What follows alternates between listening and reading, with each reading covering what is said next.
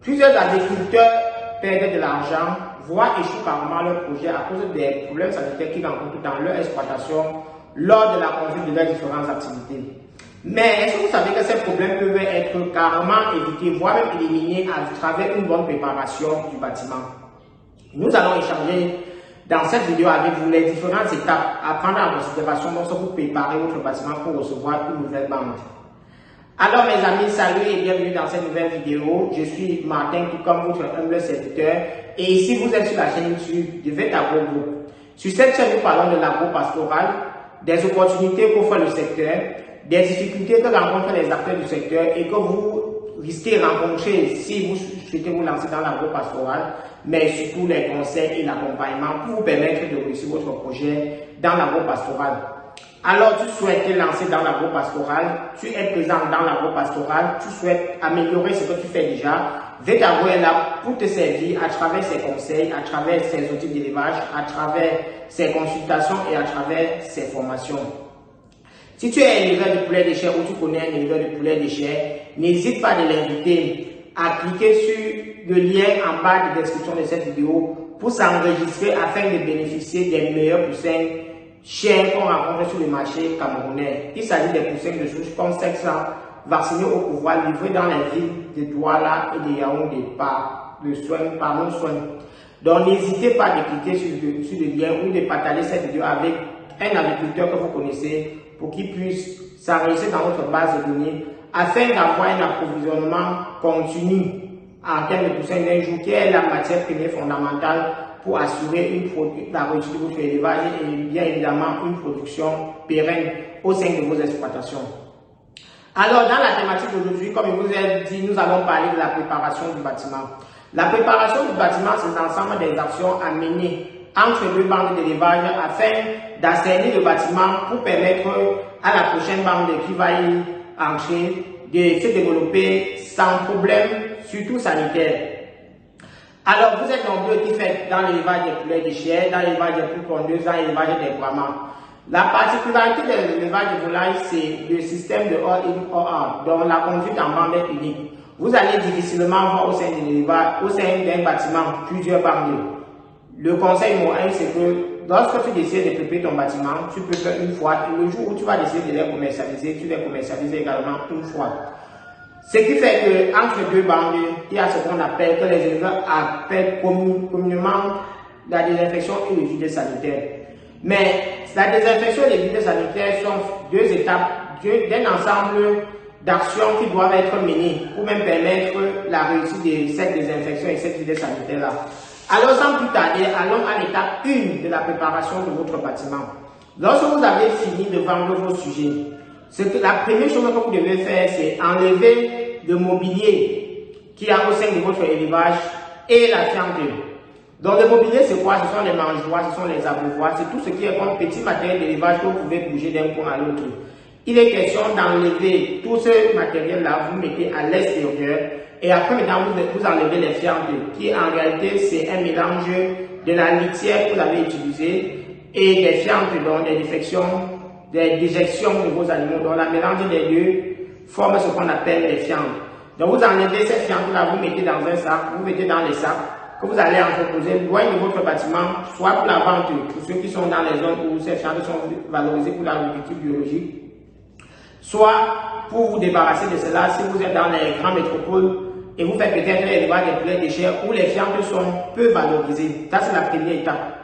Maintenant, la seconde étape consiste au dépoussiérage, au nettoyage. Donc, il est question ici d'enlever toutes les poussières qu'il y a sur le plafond, sur les murs, sur le sol. Donc, enlever les poussières, les toits d'araignée et racler le reste des fientes. Donc, balayer tout et réunir. Lorsque vous avez réussi cette étape, donc cette étape vise à vous débarrasser au maximum du reste des résidus des matières organiques et de tout ce qu'il y a comme déchets que vous pouvez avoir dans votre exploitation. Pour ceux qui nous suivent depuis sur nos pages Facebook et Instagram, il y a le moment où nous postons les photos, vous voyez dans un bâtiment par exemple de poules pondeuses, les toits d'araignée représentent carrément un obstacle à la ventilation. Or, même chez vous à la maison, vous ne gardez pas les toits d'araignée. Chaque fois que vous êtes dans votre élevage, vous devez regarder l'état de propreté et vous vous questionnez. est-ce que chez moi, moi-même, je peux admettre cela? Si la réponse est non, vous devez assainir le milieu, vous devez nettoyer. Si la réponse est oui, vous pouvez garder si vous êtes un homme propre, mais même si vous êtes un homme sale, l'élevage, c'est votre investissement, c'est votre activité, c'est votre poule azur d'or. Donc, vous devez protéger cette poule-là. Vous devez toujours garder l'environnement propre. Tout l'important de cette seconde étape-là, j'insiste dessus parce que beaucoup de personnes négligent cette étape. Beaucoup. Vous devez nettoyer toutes les toiles d'araignée, toute la poussière qu'il y a dans votre bâtiment.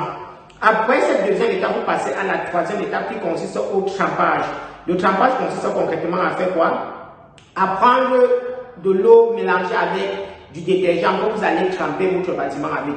Donc vous allez arroser, vous allez asperger dans tous les endroits du bâtiment en allant toujours du plafond, des murs et du sol. Parce que, retenez bien cette procédure, on parle du plafond, des murs et au sol. Parce que lorsque vous nettoyez le plafond, les déchets qui sont sur le plafond tombent sur les murs et le sol.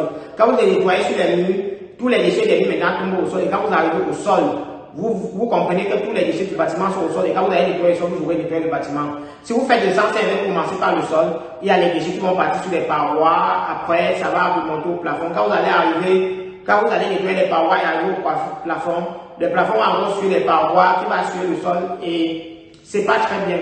Donc, après cette phase de trempage vise principalement à ce qu'on appelle le décapage. Donc, enlever les résidus de la matière organique qui a résisté lors des premières phases. Donc, la phase où on a enlevé la fiente et la phase où on a balayé, on a nettoyé. Donc, ce détergent, c'est un peu comme quand tu trempes ton habit avec qui a l'huile, un t-shirt blanc par exemple, qui a une tache d'huile rouge avec le détergent. Cette action vise à enlever cette tache d'huile là-dedans. C'est exactement le même effet que le détergent fait dans votre bâtiment d'élevage. Après cette troisième phase de trempage, il y a la phase de lavage. Le lavage se fait généralement avec une eau à forte pression de préférence. Et vous allez vous laver de la toiture, des murs et vers le sol. Donc cette phase de lavage vise maintenant à débarrasser le bâtiment de toute la matière organique qui a été enlevée, donc qui a été émoussée lors de la phase de trempage. Le lavage à forte pression vise à se débarrasser complètement de cette matière organique-là. Après la phase de lavage qui se fait généralement avec encore du détergent, voire même avec de l'eau de javel ou certaines solutions utilisées généralement pour le ménage, il y a la phase de rinçage. Pourquoi la phase de rinçage? Parce que les solutions utilisées précédemment, que ce soit le détergent, que ce soit l'eau de javel ou toute autre solution chimique, peut avoir les éléments néfastes pour l'action du désinfectant. Par exemple, le chlore. Donc, il y a certains éléments, certaines substances chimiques qui peuvent avoir un impact néfaste sur le désinfectant, sur l'action du désinfectant. Donc, lorsqu'on a bien lavé maintenant, on fait ce qu'on appelle le rinçage. Donc, le rinçage consiste maintenant à venir renettoyer votre bâtiment avec une eau plutôt propre. Maintenant, sans solution chimique, vous nettoyez complètement et vous laissez le bâtiment se sécher un peu. Vous allez venir maintenant sur la cinquième étape, qui est la phase de désinfection. Donc, la phase de désinfection vise ici maintenant à appliquer une solution chimique pour se débarrasser du reste des microbes qui n'ont pas pu être éliminés lors des précédentes phases. Je tiens à vous rappeler qu'avant d'arriver à cette phase-là, vous devez déjà avoir à éliminer au moins 90% des microbes dans les phases précédentes. Raison pour laquelle en jargon vétérinaire, on dit mieux vaut un nettoyage bien fait sans désinfection qu'une désinfection bien faite sans nettoyage. Parce qu'en réalité, la matière organique, donc tout ce qui a comme litière, tout ce qui a comme poussière, tout ce qui a comme poids d'araignée, a un effet néfaste, donc ça inactive l'action du désinfectant. Si vous venez appliquer un désinfectant dans une salle pleine de fientes, pleine de poussière, pleine de poids d'araignée, vous n'aurez absolument rien fait. Mieux vaut au contraire nettoyer cette salle-là, de débarrasser de tous ces éléments-là et ne même pas appliquer le désinfectant parce que, comme je venais de le dire, vous aurez déjà éliminé au moins 90% des microbes. Alors, lorsque vous avez fait la désinfection vise à éliminer les 10% des microbes restants, comme je disais tantôt. Il y a maintenant une dernière phase, qui est la phase du vide sanitaire. Et là où beaucoup d'éleveurs jonglent et ça les rattrape plus tard. Donc la phase du vide sanitaire, c'est quoi? C'est la phase, c'est la période comprise entre l'application du désinfectant et l'arrivée de nouveaux sujets. Normalement, elle est de 11 jours. Donc, généralement, on dit désinfection et vide sanitaire, c'est 14 jours. Ça voudrait dire que tout ce que je vous ai dit là, tous les étapes que je viens de citer, doivent se faire durant les 3 premiers jours après le départ de vos sujets à la ferme. Parce que plus vous traînez, plus les microbes vont encore bien s'installer à la ferme et il sera difficile de se débarrasser d'eux. Alors, pour vite éliminer, il faut agir le plus vite possible. Et lorsque vous avez maintenant tout fait jusqu'à arriver à la phase de désinfection, vous devez faire ce qu'on appelle le vide sanitaire après la désinfection. Donc, où vous mettez tout le matériel après avoir nettoyé, lavé, rincé et désinfecté, évidemment, vous les ramenez dans le bâtiment, vous fermez votre bâtiment et vous attendez 11 jours avant d'introduire les nouveaux sujets. Donc, pourquoi 11 jours? Parce que les microbes qui sont dans votre bâtiment sont les organismes vivants. Ça voudrait dire qu'ils ont besoin d'un support pour se nourrir, pour se développer. Étant donné que vous venez de faire un ensemble d'étapes qui visent à débarrasser votre bâtiment de toute matière organique et il n'y a plus d'êtres vivants au sein du bâtiment, on suppose que ceux-là, les microbes, les grands microbes qui ont pu échapper à tous les étapes que nous venons de citer, jusqu'à échapper même à la désinfection, n'auront plus un support sur lequel s'endosser pour survivre, pour s'alimenter. Donc, on dit, on va les laisser une période à vide pour se débarrasser de ceux-là parce que, bien évidemment, ils vont mourir. Parce qu'un être vivant qui ne s'alimente pas va finir par mourir. Raison pour laquelle il faut respecter les 11 jours. Ça, c'est la première raison. La seconde raison, c'est de permettre aux désinfectants d'agir et aussi que son effet néfaste se